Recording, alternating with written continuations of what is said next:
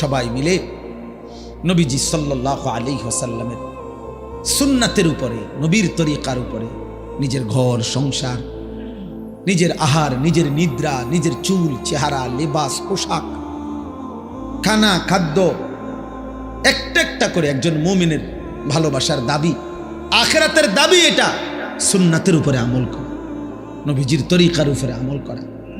নবী যেভাবে সাল্লাল্লাহু আলাইহি ওয়াসাল্লাম করেছেন, বলেছেন, খেয়েছেন, ঘুমিয়েছেন, যেটা যেমনি বলেছেন এটা অনুসরণ করা। মার ফিকির হলো বাদ, ফেড়ে খিদে লাগলে মায় ভাত রান্তাছি আইসো, বাবার কথা হলো টাকা লাগলে আমি উপার্জন করতেছি, মাথার ঘাম পায়ে ফেলে তোমার টাকা লাগলে নিয়ে যাইও। এই এতটুকুই মা বাবার সাথে সম্পর্ক।